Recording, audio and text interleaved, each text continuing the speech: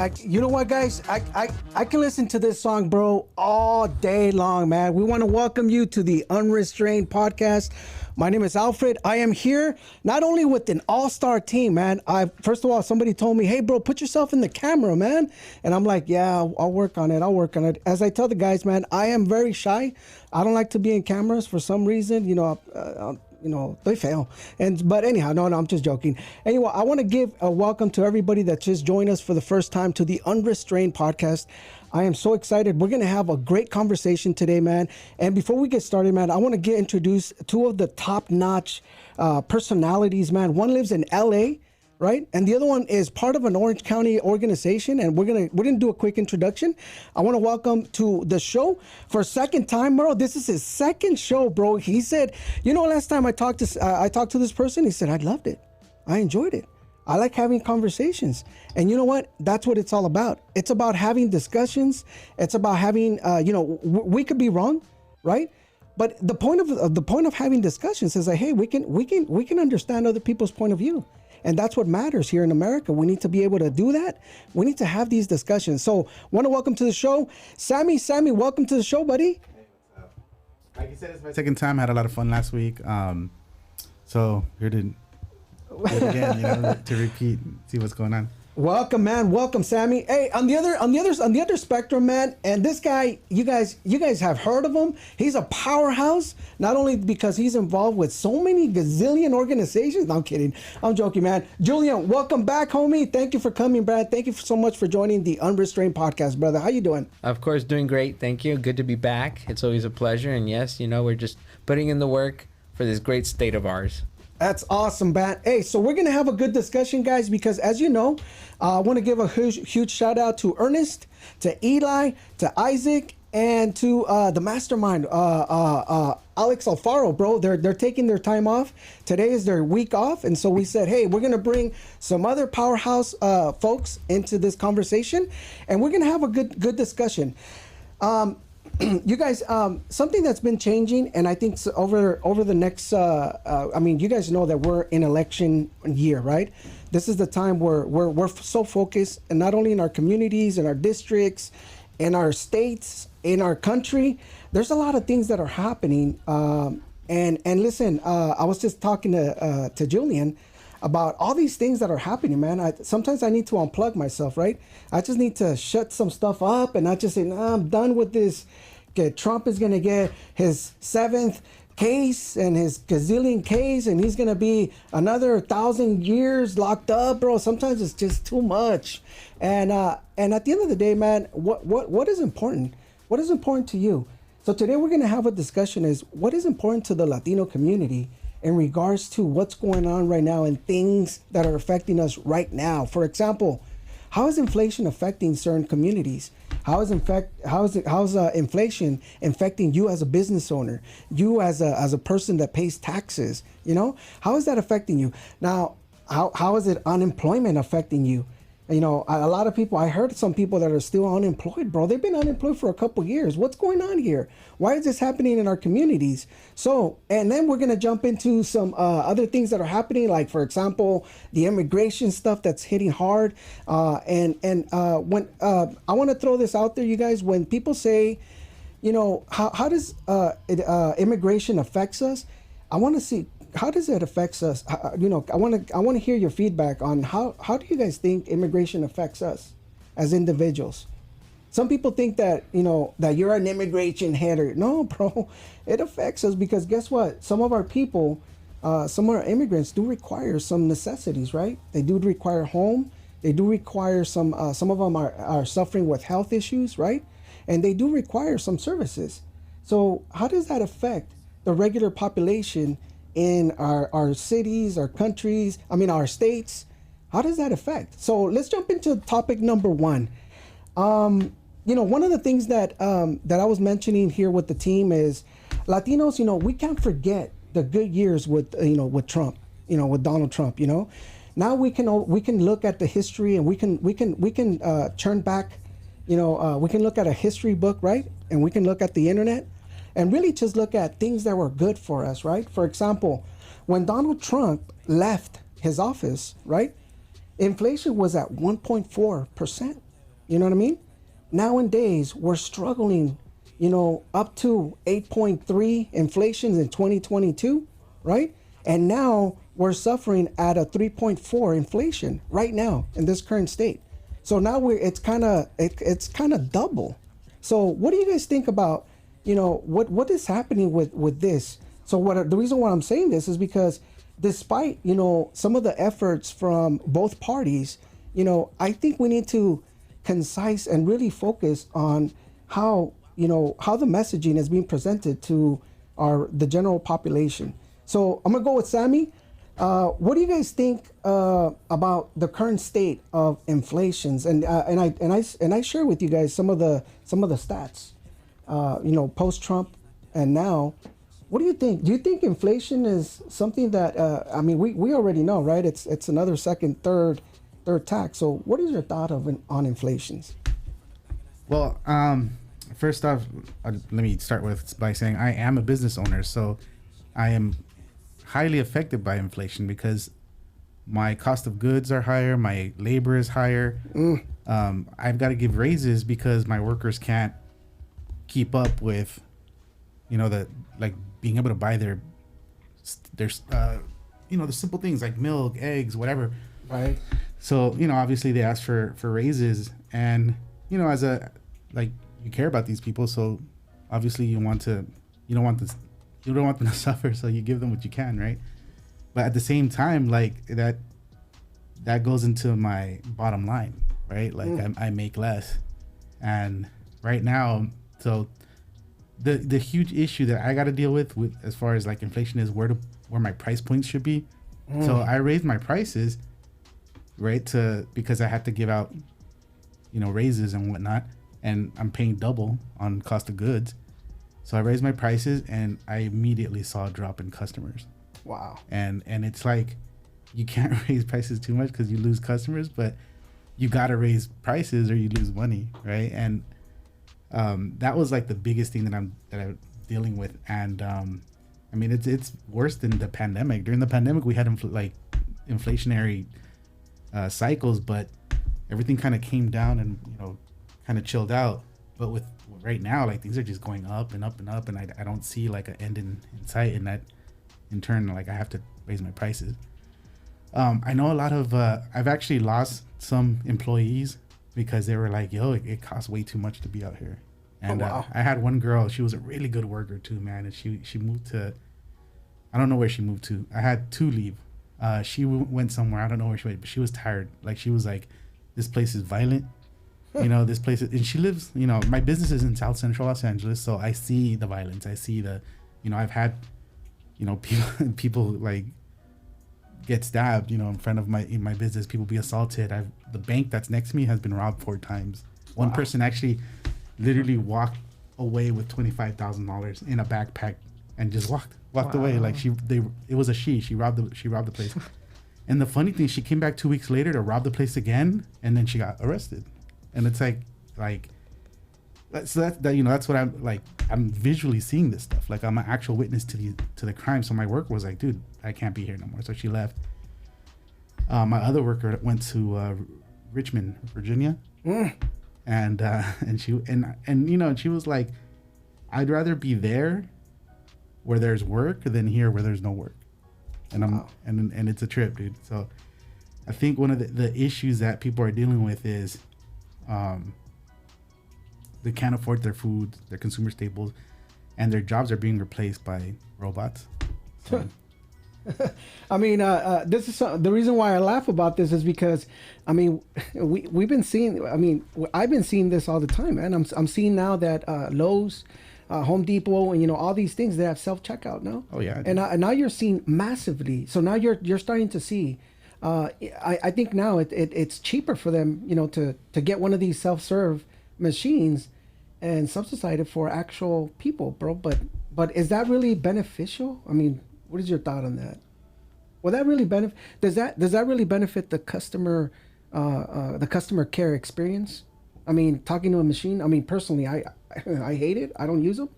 Right. Well, I think I heard that they have like a what do they call the department? They have they're recording people and they're like checking on people from a different country where it's cheaper. What? What do they call that? Is like- it? There's a certain Virtual- word. Oh, loss prevention. Oh, okay. Oh, Loss prevention. gotcha. They have a Okay. loss prevention department that's in a different country where it costs Huh. less to maintain. Golly. And so, and the thing is, when you check out, you see there's a camera on you, and there's Right. you know, and they're using AI to see if you're gonna be like someone who's gonna steal or not.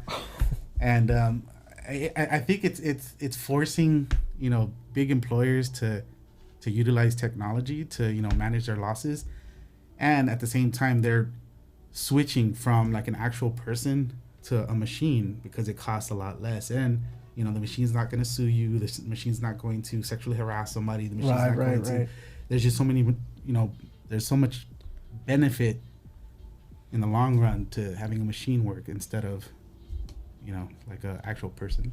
That's great. Hey, as a business owner, bro, you did mention that your goods have gone up, right? Yeah. I mean, right now, recently, Gavin Newsom just went ahead and activated a $20 an hour an hour rate, right? Yeah, but except for his friends. Oh, God.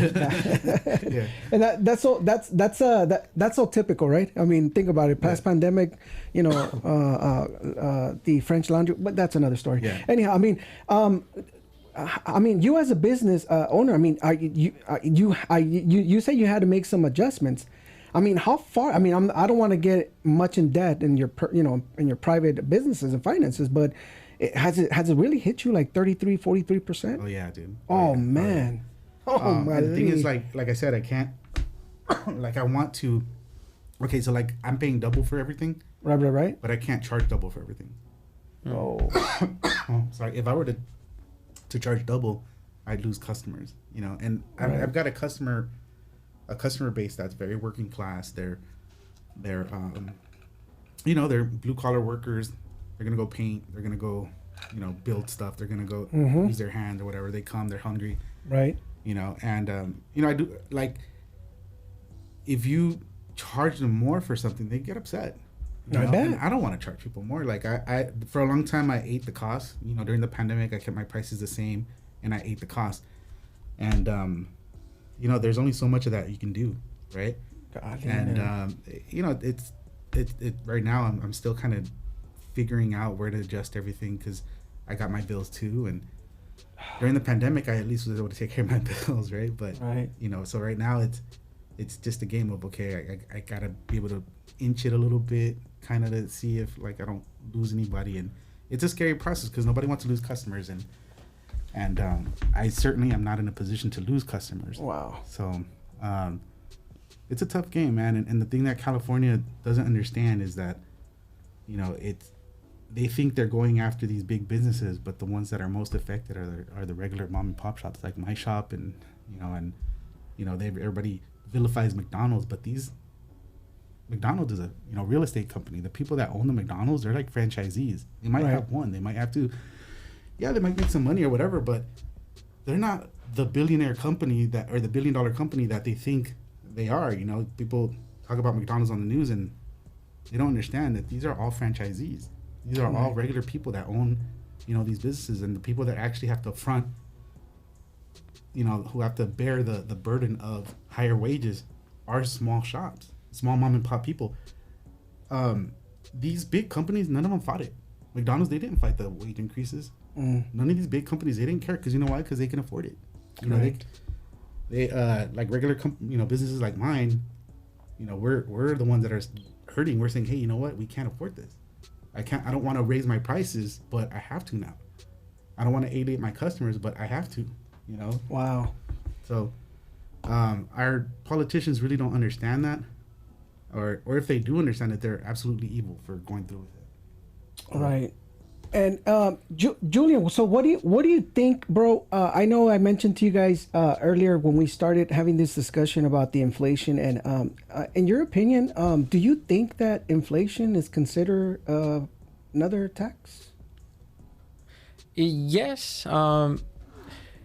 Well, here, I guess to clarify, so tax is punishment. So yes, this is essentially a sanction against frankly everybody. But I think Sammy provides really great insight as a property owner. He's directly affected by it and can see the effects of inflation. But I guess inflation, what is inflation? So essentially, in simple terms, is when you can buy.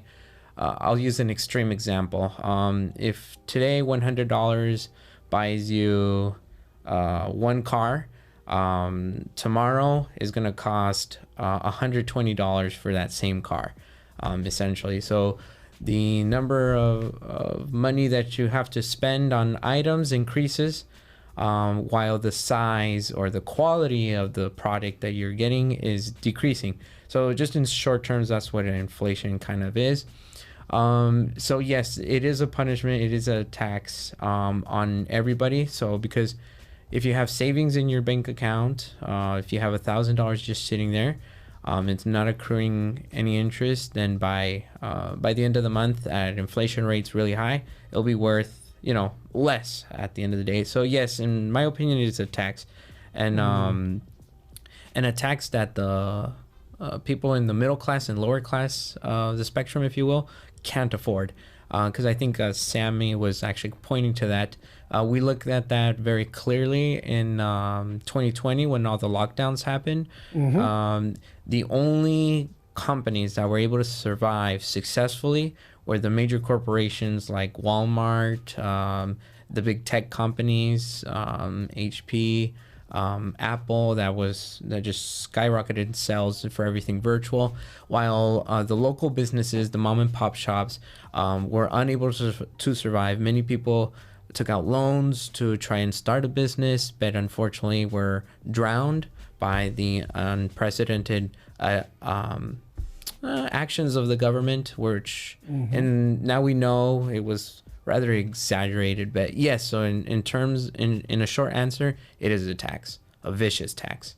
So what makes you think, what could have caused this? I mean, because I know we talked about this. I know the stimulus could have caused this, but we have people that are up there that should be competent enough to see, like, hey, guys, we're throwing too much at the we're just printing too much money, expecting to to receive a return on investment, which is not happening, right? I mean, for example, the stimulus package or the stimulus checks that everybody received, and then all this, even that here, the governor of California gave out $300 or $400 or $500 checks to people that really didn't need it. Like, for example, I myself received a check and I'm like, dude, I don't want, I wanted to, too late. I didn't choose for this, right? I literally did not, where do I turn this back? I mean, it's my own money. You know what I mean? So where do you think this happened? How did this happen? You mind if I tackle this? Sure. So I love talking about this because people don't really understand, like, the concept of money supply. So everybody's seen that movie Aladdin, right? So remember, there's a scene where, like, Aladdin's tossing money out into the oh yeah, that's right. Yeah. He's tossing money out into the community, right? Yep. He's giving out gold coins. And me, the nerd that I am, I was like, dude, he's gonna cause an inflationary cycle. Yeah. Because everybody has money. Number one, if you're a seller, if you're selling like baskets for whatever, I know you got a gold coin, I can charge you more for this basket because you could pay for this basket. So when you increase the money supply, the cost of goods go up. Okay.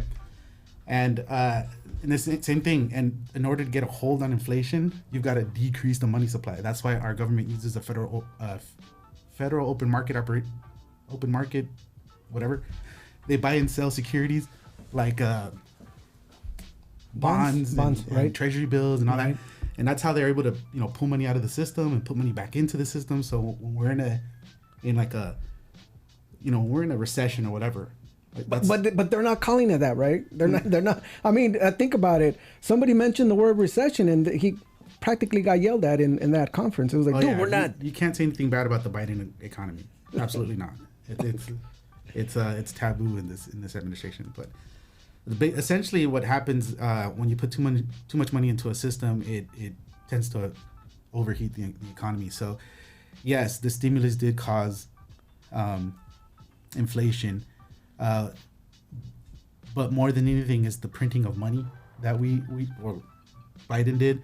He printed more money than has ever existed, ever, and all that has to go somewhere, and it goes into the system, overheats the economy. So we had prices shoot up. At one point we were experiencing 8-9% inflation. In that, those figures do not include housing. In the 70s, when we used to talk about inflation, it used to include housing, and it would, it was a lot higher. If we were to include housing into the inflationary figures, it would be worse than what it was in the 70s. So what we're experiencing right now is kind of unprecedented. In the 70s, people were like, there was this incredible recession. There was people just losing jobs. There was unemployment. It was pretty messed up. That's how we got such a conservative president, in the 80s, because the 70s were so bad. People don't understand how bad Carter was. Right. And Biden is worse than that. And the thing is, because he has the media on his side, and Correct. nobody really acknowledges the fact that this dude is worse than Carter. He's bad. He's really, really bad. And if you ask people, oh, who's the worst president? They all say Trump. And if you would have asked in 2015 who's the worst president, they all would have said Bush. And I'm not a fan of Bush, but when you actually look at the numbers, dude, he wasn't as bad as Carter. And it really pains me that the average person doesn't understand that how much they're shielded, how much this administration is shielded, and you got to sit there and explain to them sometimes. But anyways, yes, we printed more money than has ever existed, so that's going to cause inflation. And then we started we had interest rates really low for a long time, and we made credit really easily available. So basically, all of that overheated the economy. And wow. Then, yeah. What are your thoughts, Julian? No, well, they're pretty much the same, and I have to agree. It really is. I guess the best way I try to explain it to individuals is if you have a bar of gold and you print two $1 bills. Right. Well, $1 bill is worth half of that bar of gold. But if the government have just one bar of gold and you print 100 of those $1 bills, all of a sudden that $1 bill is no longer worth half of the gold bar, but rather just 1/100th of that gold bar. So it really disenfranchises the worker and the whoever has dollars, essentially. Right. And yeah, that's a perfect example, I think. And then Sammy mentioned Carter, and absolutely, I throughout U.S. history, if inflation rate hit more than 3%, it was reasons for outrage and panic almost. But here we are. Biden did hit the 8% at some point in 2022. Mm-hmm. But yes, as we were mentioning, it wasn't of concern. Everything is fine. Don't look here. The economy is growing. Record employment numbers and all of this. It's all painted with rainbows and sunshine, but clearly it is not. The numbers don't support that. My favorite line was when they said it's transitory. Oh boy. Oh yeah, it was the previous guy's fault. Yeah, exactly. Right. He said one of the things he said about inflation, and quote, he said, I already had inflation when I took on this administration. When I came into this administration, I was at 9%, he said. And that's what he said. And he got fact checked by CNN, and they actually came back and said, no, when you took on the actual economy, when you took on office, you were at 1.4%. So correct. We are seeing this from a lot from this administration. Unfortunately, it's something that we're seeing constantly, right? I mean, it's just mind-boggling. I mean, for certain people that are just continuing to. I mean, first of all, I got to give it a hands up for Sammy, bro. He's managing his business. Yes, and congratulations. He's, congratulations, Yeah, that's Sammy. awesome. Look at you. You're like, okay, where do I do this? And think about it. You're not a corporation. You're just a private entity. You're making it happen, and you're giving other people a place. You're paying, supporting other families, man. So Correct. thank you so much, man, for the support, and thank you for hanging in there. Don't worry. We're hoping that this is transitory. I'll tell you right now, dude, the one thing that I can absolutely hands down tell you is that God has blessed my business. Oh, He's kept those doors open, and it's been a lot of prayer, a lot of tears, a lot of like people don't understand what happens behind in the background in the business. Mm-hmm. And I didn't even understand it, until I actually got involved in a real business. And this is probably one of the most painful things I've ever experienced emotionally, spiritually, but it's also very rewarding at the same time. Wow, man. Hey, well, listen, you're doing good, brother. You're hanging in there. Everything that you say, man. Hey, I'm so thankful, bro, that you're bringing this up because it is crucial, right? We're not in this system, right? As people as faith, and I think Julian and myself and we're people of faith, right? We report to a higher power, as we say, right? Oh, yeah. And we know it's Jesus. I wanted the caveat. I don't consider myself like religious. Of course not. But I do love God. I try to maintain a relationship with Him. That's one thing I cannot deny is that my life has been touched by His hand and been blessed. And I'd be nowhere without Him. So I can't sit here and lie and say, oh, God has no role in my. No, He's in every single aspect. And as of right now, the only reason my doors are open is because I've gotten on my knees and prayed. So. That's awesome, man. That is great, man. Hey, so that is the key right here. So think about it. If you're struggling, if you're suffering, if you have, an opportunity, it's so true, man. What you said is key. It's not about being religious, man. It's about trusting God and making sure that, hey, you know where it's coming from. At least myself, I do this a lot. I pray, I ask the Lord the same thing you do. And, and I am perfect, right? We're not, nobody's perfect. But in a sense, Julian, what else can we expect, brother? You work in there. You're kind of the the boots in the ground, right? What else can we expect from this administration? I mean, think about it. Right now, we're currently continuing to suffer with the inflation, right? We're continuing suffering with the constant 2 wars, not 1, 2 wars, right? So now we got the Ukraine war, the Israel war. Now there's conversations about Taiwan, like even beforehand. Come on now, we got $95 billion already, and then we were already setting aside for Taiwan. What else can we expect from this administration?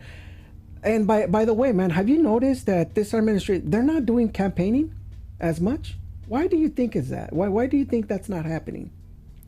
Well, interesting question. I haven't really observed how active they're campaigning for Biden. So I definitely keep an eye out on that. I know the other team, the Trump team, has been bombarding people everywhere and everything, commercials, TV, and all kind of stuff. Right. So that's pretty good because he's doing it alongside with other Republicans. In terms of what we can expect for this very long 4-term year of President Biden in the next, I think he only has 6 months at this point left. Yes. Anyways, on the second note that you mentioned, I don't think people are aware how close we are to a third world war, like physical bombs going, invasions going on. As you mentioned already, 2 bubbles that bursted. The first one was the issue with Ukraine and Russia, which many people were shocked to have seen this, but this had been an issue going on for at least 8 years, and we had 8 years to prepare, 8 years to do something about it, and manage it differently. But boop, here we go. But if you ask the average voter, unfortunately, completely unaware of how we got here in the first place. Anyways, we're setting that aside. Then a little while later,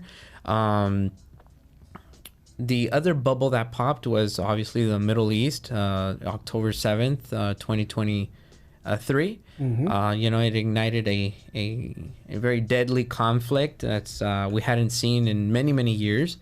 But I guess on top of that, you have to also add that it's continuing to heat up at this time. It is not cooling down. You have the Yemeni rebellion that started shooting at international boats and international waters with no respect to order or the lives of the fishermen. Excuse me, not the seamen. Excuse me, not fishermen. Well, seamen too. But in addition to that, you had Iran that attacked Pakistan. Pakistan, I think, cooler heads prevailed and didn't reply. Shortly thereafter, Iran attacked Iraq, and same thing. That one hasn't cooled down as much.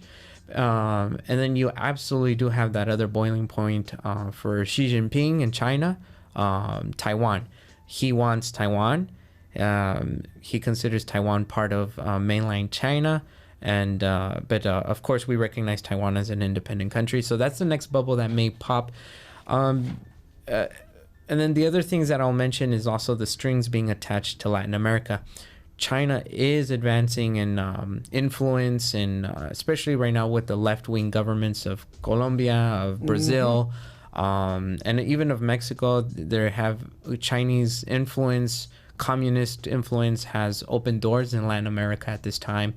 And Honduras is very welcoming of Russian forces. I mention all of these points because it is absolutely critical that we have good leadership, and Biden has been the exact opposite. He has been weak. People know that, world leaders see that, and have acted accordingly. We have not had a position of strength, and I think in terms of international policy or foreign policy, Ronald Reagan summarizes it best is peace through strength. You cannot pray and hope that the other team is going to play by the rules, and I guess a manifestation of that was, and I think this was why Israel kind of got cut off guard. There's this new generation of people that have grown on social media and are completely unaware of the threats and the dangers that exist in the real world, if you will. And so they never would have thought that, especially the people that are my age or younger, would have never thought that something like October 7th would have happened in the grounds of Israel. And so same thing here in the United States. I think people, especially the younger electorate, don't believe that a third world war could happen. They see that as something of World War II and Nazi Germany. It's stuck in the past. It's no longer present. But the truth is, if you have weak leaders like Biden, you will absolutely motivate the enemies of our country to start to mobilize and move. So I guess the final point that I'll mention on this note is Israel's borders were sealed tight, and look at what happened on October 7th. Ours has been open for many years. You don't know who has come in. And if I hated the United States as much as some of these organizations and people do, I would be a fool not to take an advantage of coming into the border through just walking in with my team and plan something later down the line.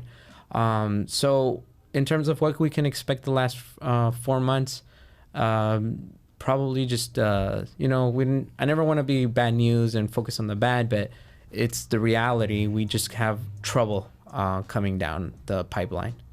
So the reason why I asked this is because it jumps to the next point, man. I mean, think about it. Right now, we currently have the DOJ, the FBI giving out alerts saying that watch out, there's potential attacks coming soon.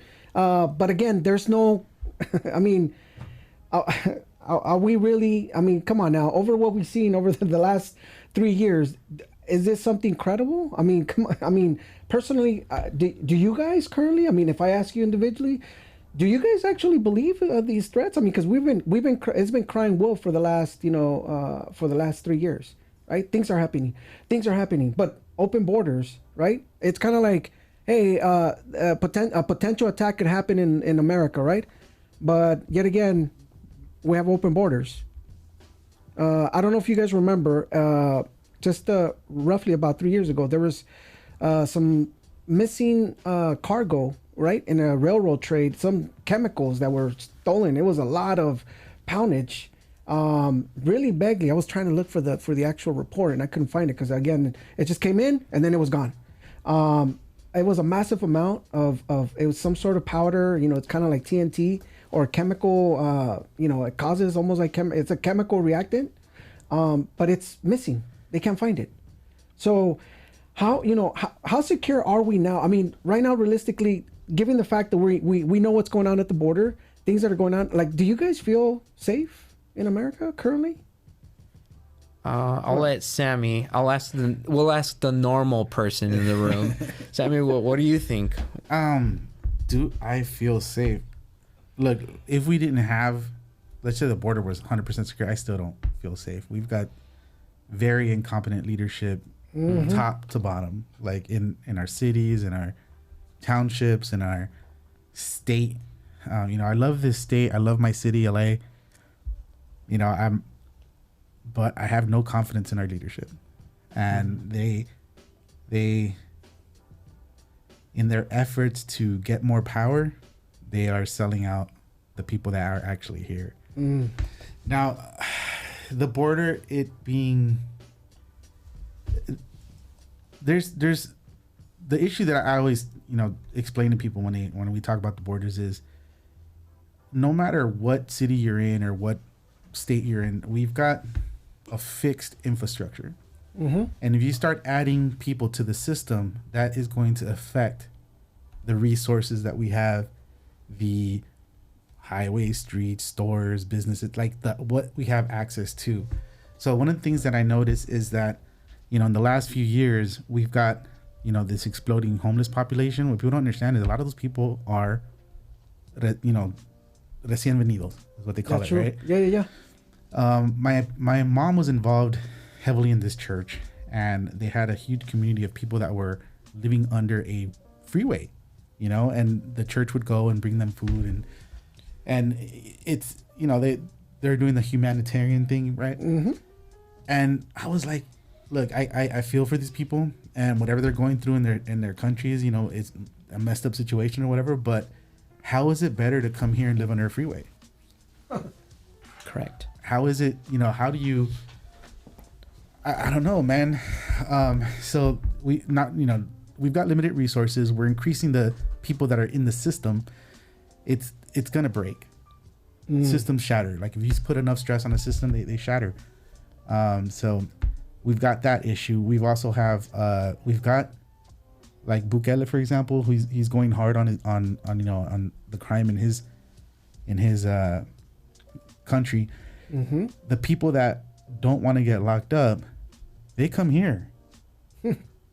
They don't want to go to jail in El Salvador, so it's easier just to come here. You come hang out in LA, and those are the people that are hanging out amongst us. And people don't realize that this is like, this can potentially turn into a really big issue down the road. I'm not as a hardline immigration person, whatever, but I do recognize that there is we have finite resources. Putting a strain on that system is going to hurt. We can't have people come over here and live in squalor. We can't, it's not humanitarian for them to go through that whole, walking through the desert, walking through Death Valley, walking through, how is that humane? Right? How do you put yourself through that? Dude, there are kids that are being left at the border, right? Have you guys seen the videos that they drop the little kids over the fence and all? How is that humane? I've seen videos of little kids wandering around the desert by themselves. There's one that broke my heart. The little kid's crying. He's like, the group left me. Right. And it's like, how is that humane? How is it humane to have a child go through that? And I know that these countries are going through, whatever they're going through, but it's, we're as much as it breaks my heart, we're not Captain Save a Country, and we can't fix every country, we can't save every country, especially when our country itself is not doing too well. So that's good. Correct. That's good. In terms of the question of are we safe, or if I feel safe, I mean, in general terms, I think just because maybe I live in a really blessed area here in Orange County, for the most part I do. However, I don't. Just because, again, of what's going on at the southern border. As I mentioned earlier, we don't know who has come in. what plans they have, what's going to happen. And I think there's a story I never forget. I was speaking with an immigration lawyer from San Diego. I'm blanking out on her name, but she essentially explained to us that a girl from Guatemala applied for asylum here because she was 14 years old and she was raped by a neighbor. And her life was in jeopardy because she, pressed charges, went to the authorities, seeking justice, essentially. So she got her asylum approved. She came to San Diego, only to find out that 2 years later, approximately, that the guy that raped her was living 2 blocks just from where she was at.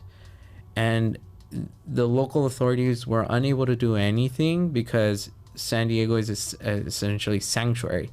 So it's devastating, actually, and not safe, far from it. But in general terms, I guess I personally also have seen how many businesses are being. I think just Sunday, we went to go get tortas at some Cancun Juice here. And just because I had heard this from other cashiers at other restaurants, I asked them, hey, do you guys also get your guys' tip jar stolen here? And she's like, yeah, it literally happens like at least once a month. Like some homeless or some person will come in and just take the jar and run. So people are just getting robbed left and right. And I don't even think people are reporting it anymore, because nobody does anything. I mean, I think here in California, you can rob up to like $900 per instance and not be punished severely.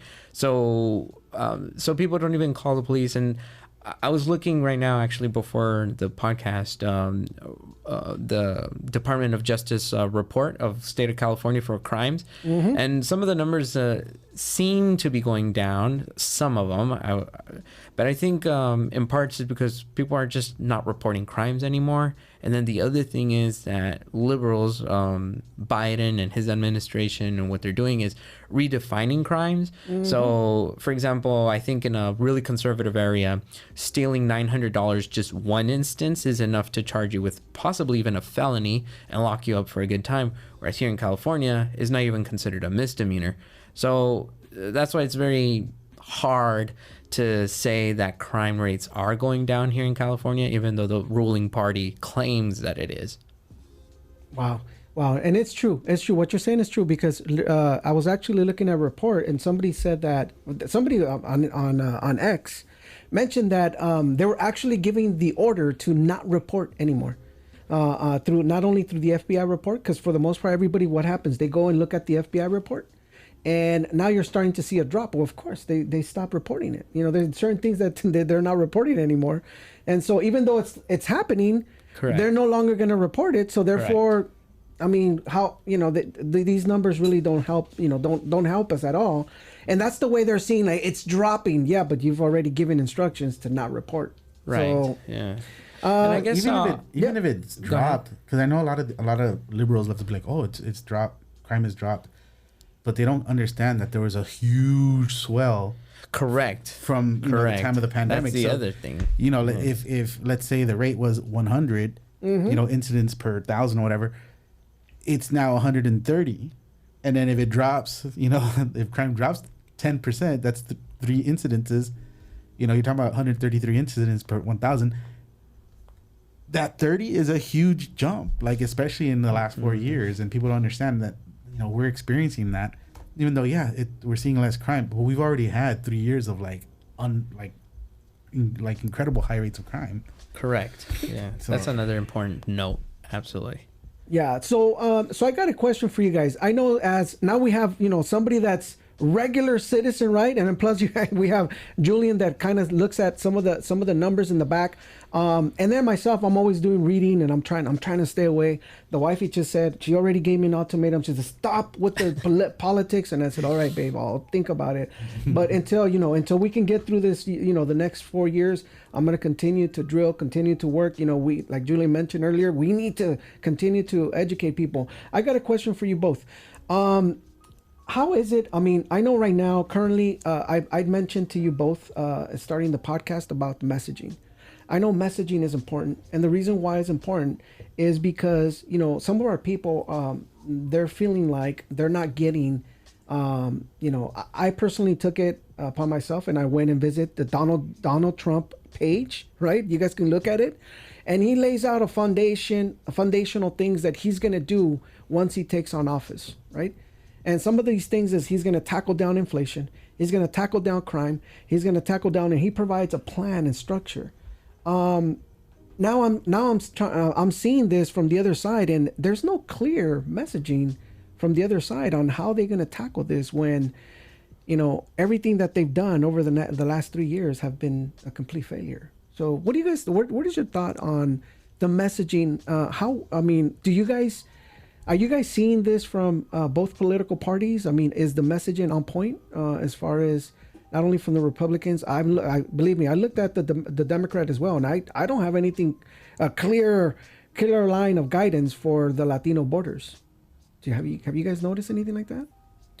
Oh, well, again, I think perhaps me just because I'm I'm almost on a daily involved in like Republican politics, so I get to see like a lot of the ads of the local candidates here in Orange County.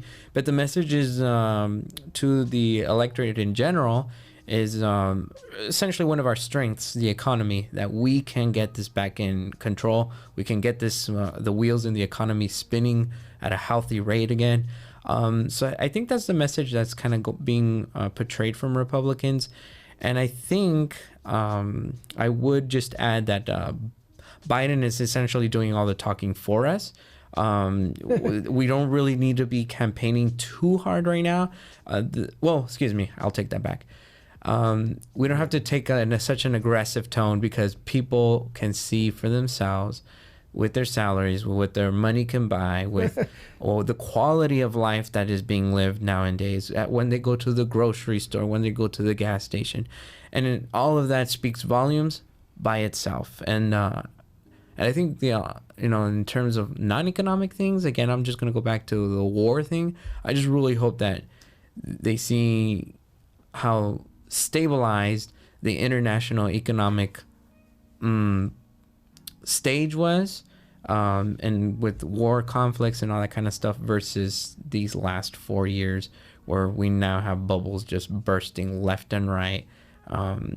People are still starving in Yemen, which have been for some time, but the situations are even dire now than they were before.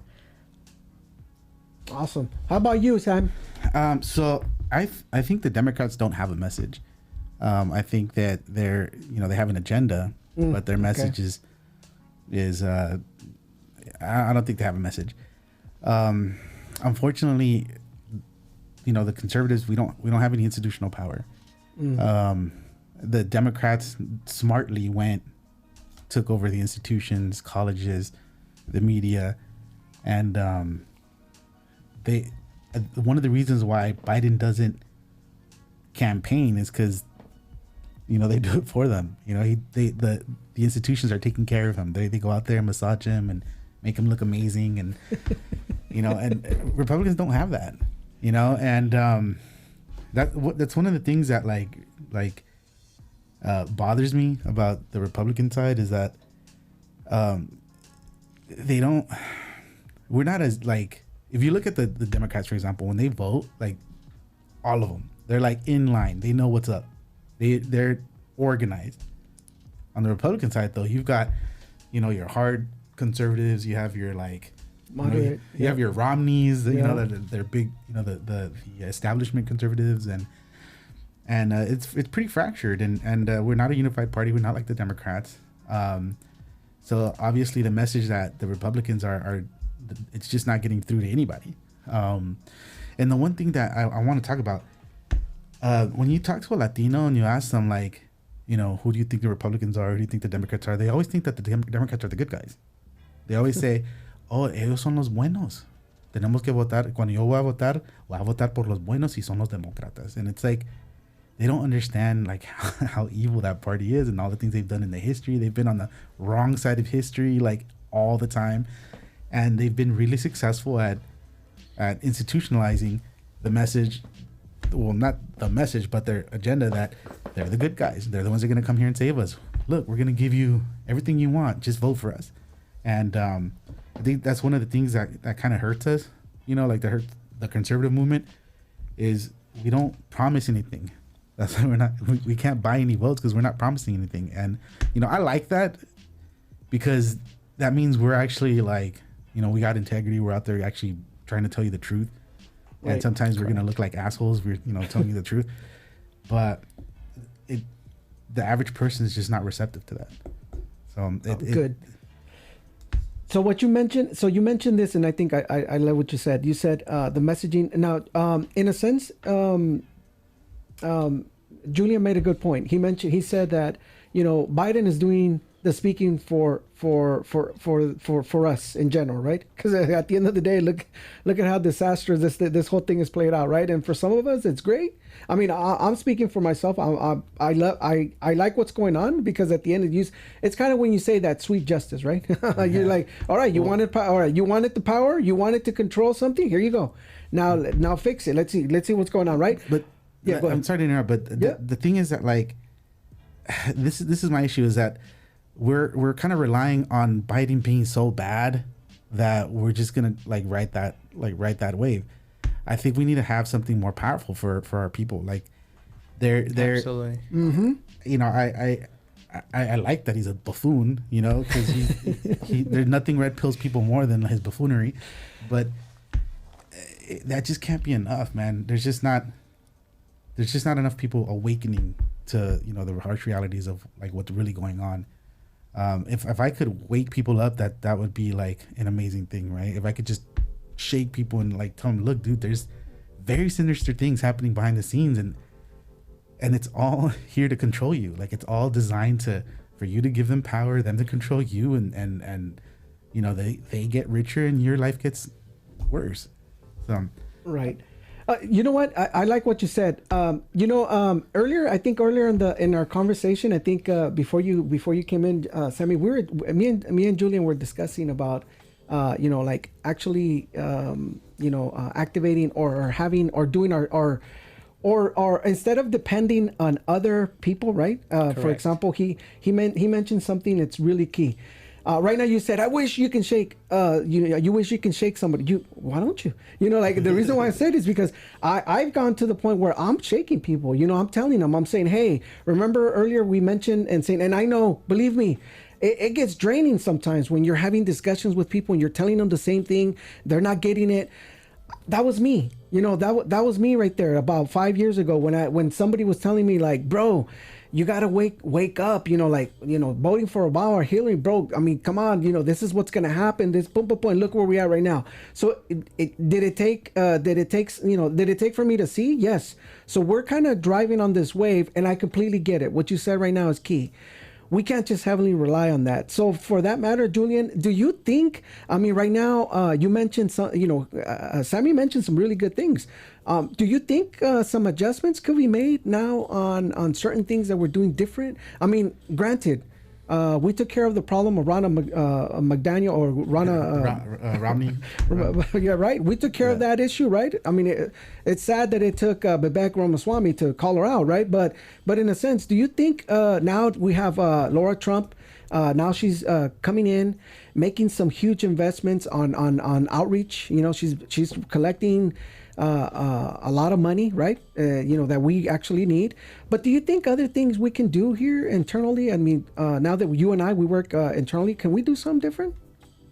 Yes, absolutely. And I think it's the most crucial part of the movement, or any movement, is essentially to activate what is called as the grassroots, which is us, the individuals. I'm just going to repeat a few of the things that we were discussing before the podcast, and it's essentially, I was explaining to Alfred that if you're a conservative, showing up to the polls and voting is the absolute bare minimum that you can do for the movement. The Constitution and the ideas that is represented literally lies on the shoulders of everybody who believes in it to advocate for it on a daily, in your daily lives. And if you see, I guess the best way I can explain it is that whatever's going on at the federal level is a mirror of what your local communities are looking like. So it falls upon us as individuals to make sure that we're advocating for these good principles and values of the conservative movement, and that we're articulate, that we're wise about it, intelligent, because those are two different things, intelligence and wisdom, and we have to do both in order to spread the message. So what can one do? Like I mentioned, voting is the bare minimum, and by that I mean to show up at every election. Recall elections, when there's a recall going on, it is our duty to sign those glorious recall papers.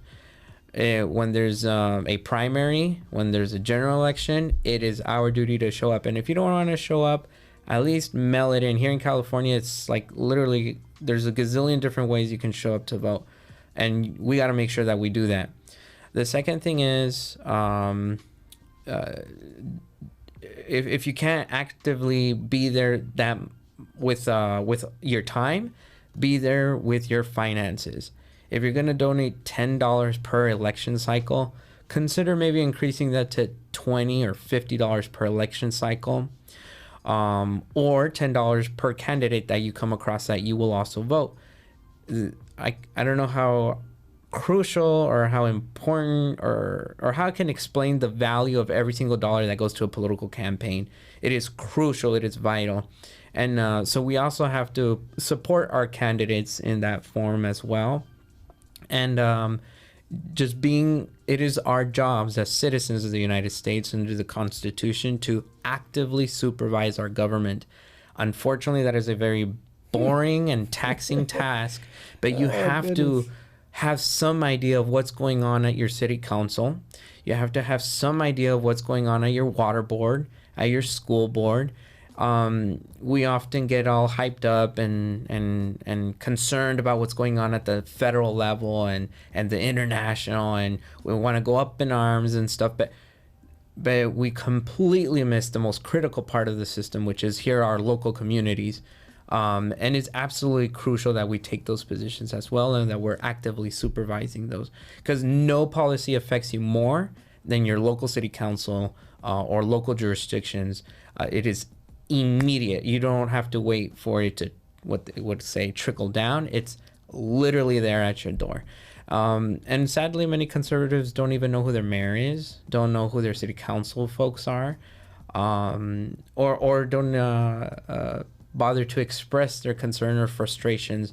And I will mention this, we're really active on social media, on YouTube, on commenting and expressing our emotions on there, but are the last ones to show up to board meetings, school board meetings, petition signing, all that kind of stuff. And I guess I'll just stop it there. Otherwise, I'll talk all night. Well, that's good. That's good, because listen, there's a lot of people that are coming into this movement, or they're actually understanding that, hey, wait a minute, I'm in the wrong side. You know, like for many years, I mean, I'll raise my hand. I was that one person that was like, you know, mom said, hey, vota por los demócratas porque ellos el partido del pueblo, right? Vote for the Democrats because they're the party of the people, right? For many years. And until I started seeing and I started reading, and like Julian mentioned, I started looking at you know, some of the guidelines or things that they were offering, and they're like, we're for abortion. Wait a minute. Wait, I'm not for that. Right? As a person, as a Catholic or Christian or Protestant, whatever, you know, I'm not for that. I'm not for the murder of babies. I mean, and as much as people would say, well, it's everybody's opinion. Of course, the culture's there. People in the culture, women have a right, granted. But personally, as myself, I'm not for it. I voice what I can, you know, when I go and vote, and that's how I do. And the next thing is, it was me when I started looking at, hey, these people want to start changing the color of the flag, you know, the United States flag for this, you know, make it colorful, make it more inclusive. I'm not for that, you know. Now, you know, they're a godless department. I mean, godless party. They don't believe in God, even though you have Joe Biden that says he's Catholic. They don't believe in it, because if they do, murder is wrong, right? having having all these genders, 150 genders being taught to kids. Come on. So I started reading. I started looking into this, and I just said that I don't align with that. And then I started really opening up. When I started opening my eyes, when these policies started hurting me. When I started seeing these policies implemented in my school board. And in my school, my children's school, I actually had to remove my child from school because I just said, I can't handle that. I can't allow them to continue to teach them about, showing Kamala Harris in the library, when the school is supposed to be, it has to be a nonpartisan location where nobody should be teaching politics. It's just focus on academics. Right. And I think that's when I drew the line. I said, this is too much, And so, and that's one of the things that people need. I feel that the Latino community, I think once we start drilling on these things, they'll start looking and hearing these podcasts and say, hey, I align with Julian, I align with Sam, I align with what they're saying here. Even Alfred, what he's saying is true. Another question I got for you guys, man. I know we've been hitting hard, the Latino community, some of us that are Latino, when it comes down to immigration, it just hits home for some people, right? They look at us and they say, you say like, hey, I'm for legal immigration. They don't understand, the concept of legal immigration. They feel that anybody should be entitled to come in for a better life. And granted, some of the people that are coming are unfortunately coming from a worse location. Some of them are getting paid $50 a week. Think about it. In Mexico, you make $50 a week, right? To work. They pay you about 700 pesos a week. Right, and now with the inflection of the dollar, now you're probably getting about 1,000 pesos, right, to work 1 week in Mexico. So you come here and you can make that in a day or two, right? If you work hard, right, you can make less than that. So when people come here and we're saying, hey, we're for legal immigration, what have you guys encountered in your workplaces or in areas? Or even when you're having discussions with other people that have families or even that have friends that have migrated, when you tell them something like that, do you guys get, a little pushback and say, hey, you're also an immigrant. You were also an immigrant. You also had issues. You also crossed illegally. Have you guys encountered that? Well, I think, although it's true, but yes, I have encountered some of those comments, questions. Of course, it's something that's just embedded into the Hispanic community or part of the Hispanic community here in the United States. And I think one of the craziest things that have shown up recently was it's those illegal immigrants that have been here for 30 plus years, 20 plus years, all of a sudden are trying to adjust to this new massive wave of illegal immigrants coming in because there's people that are willing to do the same job that they're doing at half the price because they've never had a job here. They urgently need a job to kind of get their feet on the ground. And so I think it's hurting everybody. It is going to drive wages down, in my opinion. And we, I think it's so funny because, it's like, it has those unintended consequences that people don't generally think about.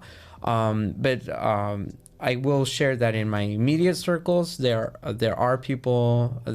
So we already discussed inflation and how much that's hurting the worker, the economy, and how everybody's struggling here in California because of the cost of living, etc. And wages are not going up. And then you have now this, like I mentioned, this new wave of illegal immigration that are willing to do the exact same jobs at half the price, if not less, because many of them are single. Many of the illegal immigrants that are currently coming in are single young men. So as long as they have a couch that they can pay rent for, that they can eat, they're good. But that illegal immigrant that's maybe been here 30 plus years, that already has an apartment to rent, a family to keep up, paying for their kids' education or whatever that may be, all of a sudden is being challenged with much lower wage employees that are willing to take wages much lower than theirs. Oh, goodness. Julian, what you're trying to tell me is that there's corporation greed coming up, moving around here. Well, yeah, I think yes, and we're enabling it.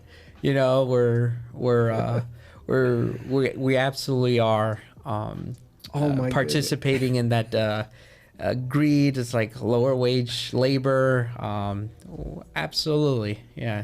Because remember, I think I think people forget is illegal immigrants, when they show up to the United States, they're not comparing their standard of living to other states or your neighbors. They're comparing their living standards to where they're coming from. So if in their home country, I think so, you were mentioning, you know, if somebody winning 700 pesos a week or whatever that may be, all of a sudden is coming here for $15 an hour, which is California minimum wage, cash, no taxes. You keep 100% of that $15 wage for, well, let's just say they're scamming him. $10 an hour. They're going to think they're living in heaven compared to what they were winning over there. So just that's something to bear in mind. Definitely, but they don't take into account, you know, the high cost of living. You know, think about it. They got to pay rent now. That for an apartment is $1,800. You know, for the food. You know, think about it. So they're it's like Sammy said. He hit it right in the nail. He says, "How humane can that be, right? When we're allowing a lot of people to come into this country, right, and living under a bridge, right? And how humane can we be? And now we're jumping into the corporate greed, you know, and." I mean, something's got to give. I mean, I get it. I understand it. And I just think that I don't know if there's a fixture, man, over the next, you know, 3 to 4 years. I mean, it's just, I'm just hopeful that, you know, things pick up here in the next couple of years here or in the next 4 years. But if you know, if the one that with 81 million wins again, brother, I don't know what's going to happen. I'm just... Sammy, you want to add something about this, brother? Well, I was just thinking about, you know, when he was saying like the immigration drive the wages down. Yeah. That's one of the reasons why Cesar Chavez was so against illegal immigration. Yes. And there's stories of him that he would just knock people out at the border. You know, like, you know, everybody, you know, thinks he's like this like liberal hero, and they don't understand that he probably stands against a lot of the things that liberals are for right now.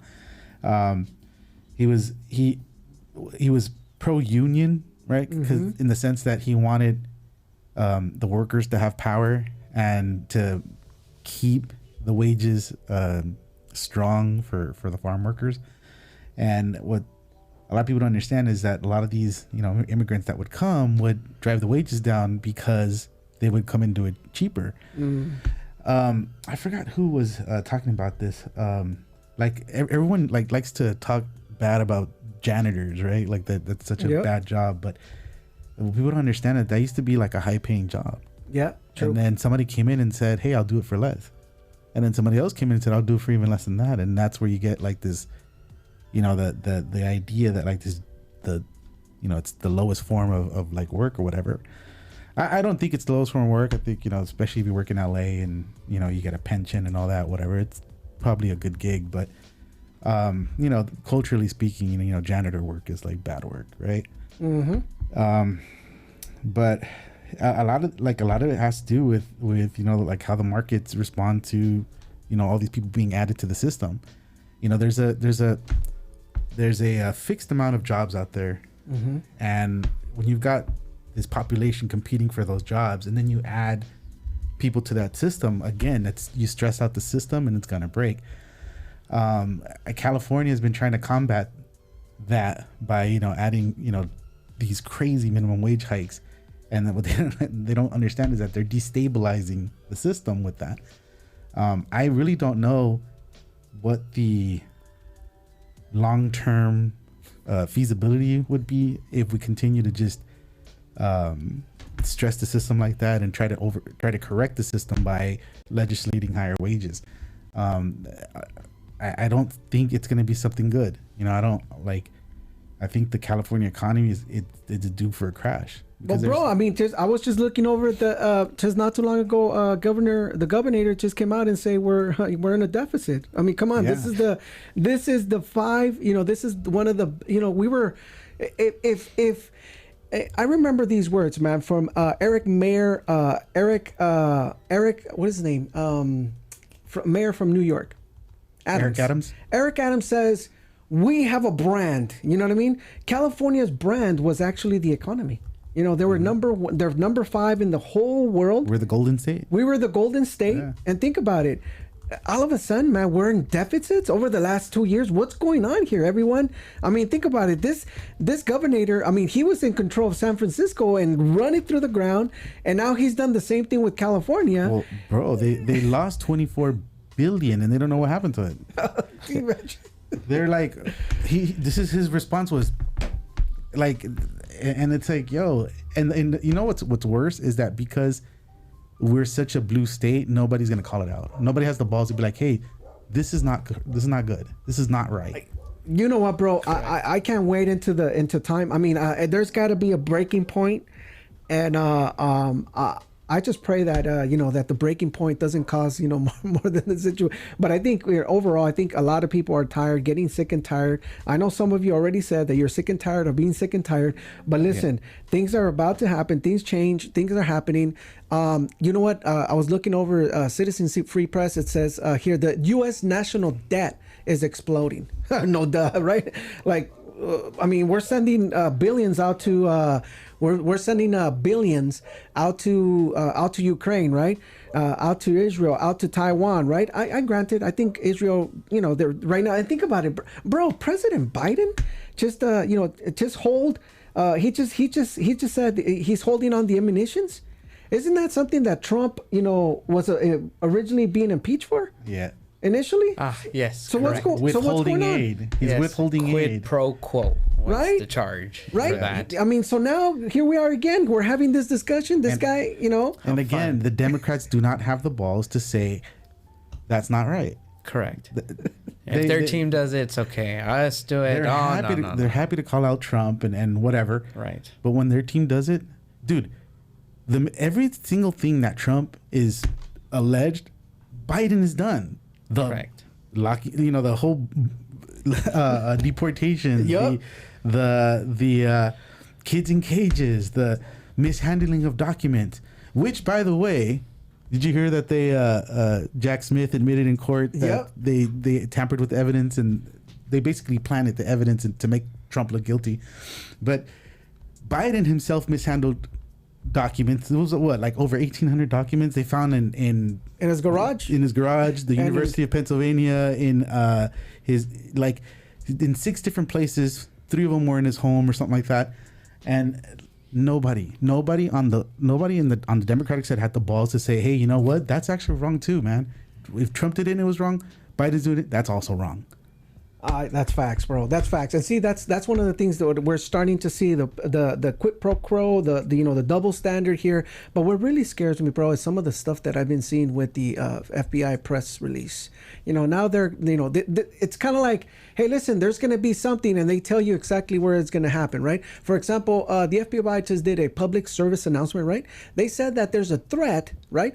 And they're putting it out to the LGBTQ community, right? All these festivals, right?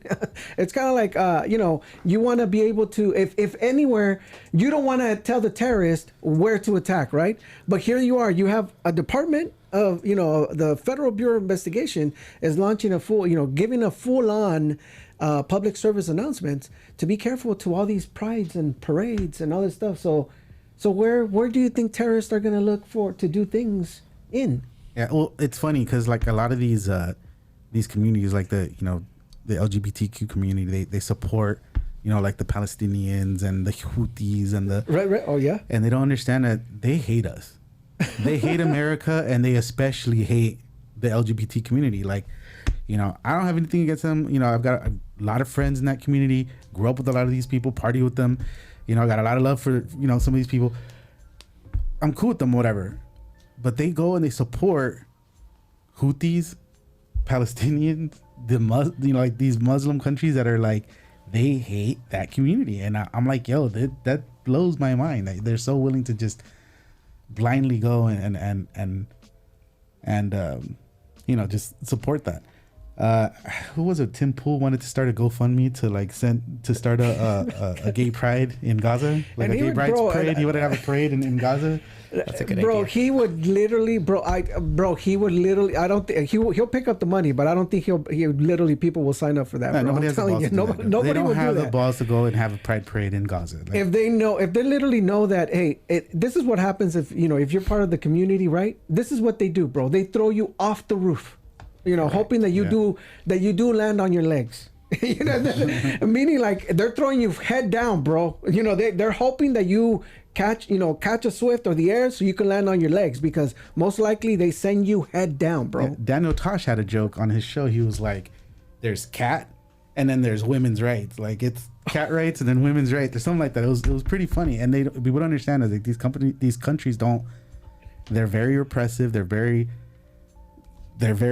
archaic in their thinking. Yeah. They're religious zealots. If they hate Christians here stateside that are like pretty chill, they're really gonna hate like the dogmatic militant version of the Islam that is being practiced over there. So I really there's a huge disconnect between these people and like reality.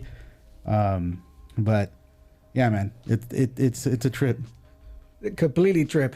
And listen, on another policies, man, talking about policies, San Francisco spends $2 million to free alcohol to the homeless. So think about this. You got San Francisco, opening up a program where they're going to be providing free beer, to the homeless. Like they're not getting a lot of money, not a lot of, they're not getting a lot of taxpayer money, bro. But now they're going to invest $2 million on free booze. Hey, sorry we can't get you a house, but here's some brew. Exactly. Here's a brew. Here's a I mean, we've already given you sorry we guys. can't give you healthcare. Here's some beer. Right? It's kind of like this. Hey, sorry, we've already spent, $38 billion. Like, literally, if we have 160,000 homeless, we could have purchased with that money each one a home. Well, we weren't able to do that, but here's some free booze. Do you know how much they spend in cleaning up poop in San Francisco? That's I don't know, but the fact that they spend a single dollar, It's bananas, bro. It's like I think one year there was like 14 million just cleaning up poop, just oh my goodness, cleaning up. Like somebody's out there banking, just getting city contracts, cleaning up doo doo. Yes, Like- well, that's what that essentially would summarize the whole homeless crisis is just a big money pit, if you will. All these nonprofits that have been created to address the homeless issue Facts. have done everything except that. Because okay, you get a little nonprofit started. Oh well, we're gonna buy land. So one, they're taking away from other people that want to buy houses and land, because you have this nonprofit that's gonna get priority. Boom, they get it. Fantastic. Okay, now we have to pay an engineer. Now we have to pay architect. Now to switch this house into a homeless shelter, and you get all these people that get all kinds of payments through their salary and wages, which we have no control over, and we don't audit. We don't have the numbers of how much. Like you could pay somebody $100 just to submit an application. I was like, oh, hard work. Anyways, and then you go from there, and then you charge absurd amount of rent from the state or whatever to be able to house homeless. I mean, I think earlier today I was looking at there was an outrageous number of like $1 million per unit in Los Angeles. Oh yeah. It's like it's something. So we've spent billions upon billions of dollars on homelessness, but they've all that money has been leaked on these nonprofits.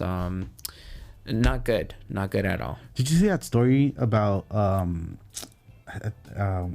NGOs making billions of dollars. I saw that. Yeah. Like for like I think it's for homelessness. It is for the homeless. For the people that are housing migrants. Yeah. Basically, I think one of the companies was like 3 years ago. It was like something like 400 million that they like got from the government contracts, and then like last year was like 2 billion. Yeah. So, and then again, all that kind of stuff, I guess, falls back to that boring and taxing task of the citizen to supervise its government. And you have to be a voice for it too, for your community. Because like that news article that you had pulled up earlier about San Francisco, Yeah. you know, you would only hope that people would take it to their neighbors and that the neighbors would have the outrage of that. That shouldn't be acceptable. It's like, goodness, this is your money, you know, and they're spending it on this On booze. out of control thing. Yeah, that's not solving an issue. That's not improving quality of life. I mean, It's At least tell them, destroying- hey, you know, you had to pay for beer at your quinceañera, but they're giving you away for free. Exactly, Oh my bro. goodness. Hey, well, might as well just get. Hey, might as well just get. You know, invite 15 of them and bring the booze. Yeah, invite the homeless to your party. Yep. BYOB. Yep. Hey, on another note, man, one of the things is, so we were looking over at some of the recent polls, man, on CNN, bro. We just got a recent poll. There's horrible polls. It shows, golly, it says in Nevada, the Sun Belt state. Look at this. Donald Trump, he's up 6. Look at this, 9 in Georgia, 13 in Nevada. My goodness gracious, my God.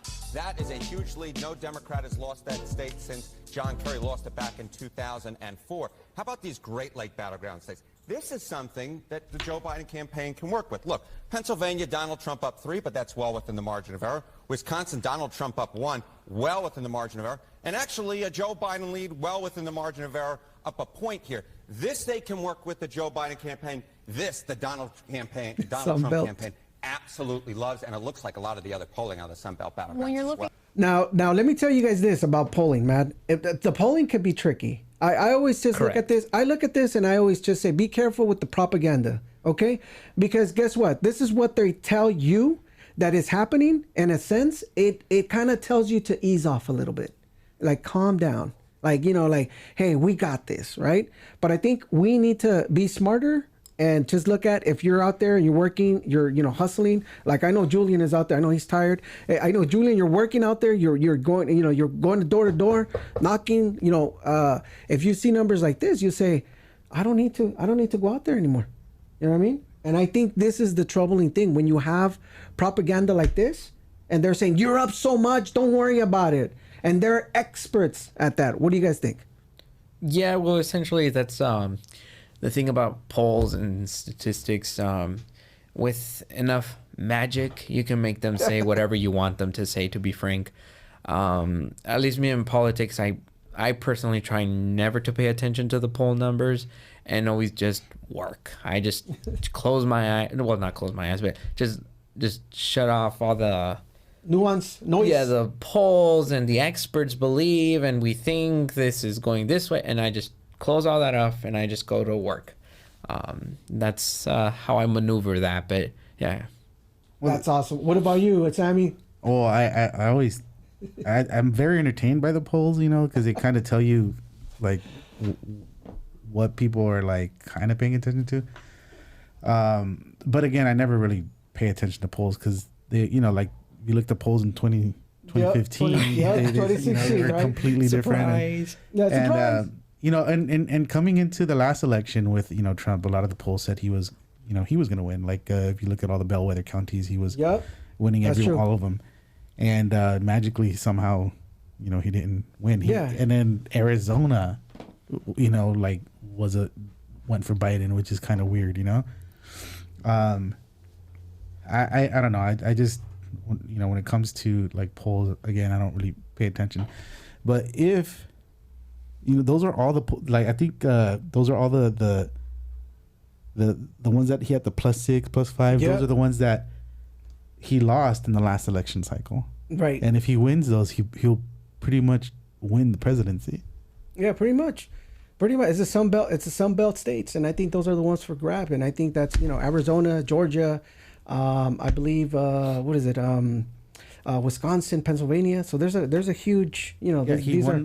he lost those by very low margins. So Low it could margins. go in, you know. Yep, and that's what Julian mentioned. It says, hey, at the end of the day, man, go out there and vote and bring like 10 people with you. Just pack up that wagon like we do, you know, Latinos people. Let's get like 10 of us and let's just go out and vote and make it a good outreach effort. You know what I mean? yeah, I'll just share with you guys. I mean, I'm not expecting everybody to do this, but all election day and the day before, all it is for me is texting, calling people, Did you vote? Are you going to go vote? Do you need somebody to pick up your ballot? Da da da da. Whatever it is, and just hey Julian, who should I vote for? Where do you live? Send me your address. I'll get you in contact with somebody. Blah blah blah. Hey da da da.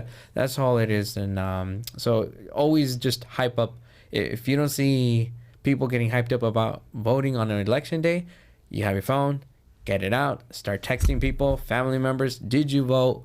Go to the poll. Do you need help? Blah blah blah blah blah, and just be that helping hand. That's awesome, man. Hey, so that's what we got to do, fellas, man. I know we went, how many, we talked right here for an hour and 30 minutes, man. You guys been rolling on a roll. Hey, I want to ask. Go for another hour and a half. Yeah, man, an hour and 30 minutes. You guys are pros, man. Hey, first of all, man, I want to thank you guys for just coming by and really just sitting here in the Unrestrained podcast. Listen, before we go, man, I want to give final shout outs. I know there's just a lot of things going on out there, man, but hey, just think positive. Just always continue to do your part, right? Sammy, thank you so much, man. That testimony about your business, bro. Again, thank you for sharing that, because a lot of people need to hear that. And I'm sure there's a lot of people out there that are business owners that are like you, and they're struggling, and they just needed to hear somebody say it, man. It's kind of like those that are in the shadows, right? It's like, man, I wonder if people are struggling like I am, right? So here you are, man. Thank you for sharing that. And then Julian, man, thank you for coming by, bro, and sharing some of this good information with us. Now, he's going to be with us here periodically, and I'm so excited because I know that, we need to be able to ramp up our efforts as well, because there's just a lot of things that are happening in our communities, and we just need to be able to start educating some of those people that are freshly coming into this movement. And when I mean movement, hey, listen, just vote your values, right? I always say this, some people aren't Republican, some people are libertarian, some people, whatever you are, remember, just go out there and vote. But if you're looking to vote for the Democrats, don't vote for the Democrats, bro. You know what I mean? Like, don't, right? Just don't vote for them. Anybody else, but don't vote for them. RFK, off the chart. You know what I mean? Some people say, what about RFK? Don't do it. You know what I mean? It's kind of, this is the game plan that they have, right? RFK is known to be liberal think about it, for the last 40 years. And all of a sudden, he's no longer, part of the Democrat Party, right? Anyhow. So, any last goodbyes before we chug out? Sammy? No, man. Thanks for having me here. I really can't stress that, people, you should seek the truth. That's 100%. That's right. That's the one thing that will liberate you, is the truth. Seeking the truth. That's awesome, man. And where can you find the truth? That's where you do not your on research. TV, Not on Telemundo or Univision, man. I'm telling you that for a fact. Go out there and search. And how about you, Julian? Well, again, thank you very much for having me here Anytime, another day. Brother. We'll contine doing battle as we sir. are always, and because at the end of the day, we're doing it for our country. This podcast that we're doing it out of love for our country, and we just want the very best for it, and for the people that is in it. There's no other mission or agenda here. It really is, we're just looking for the truth. We're looking for liberty, for justice, and just ensuring that people live good quality lives here in the United States, and preserving the American dream. So again, thank you, and thank you for your team and all the work that you guys are doing. Definitely. On behalf of the country. Awesome, bro. Hey, well, thank you both, man. And we will see each other here next week. I know we're gonna have another team out here, man. Hopefully we can have you guys back here soon. So we're hoping to have you guys soon, and we're gonna have a lot more details, more information. And so stay tuned here on the next Unrestrained podcast. God bless. Take care.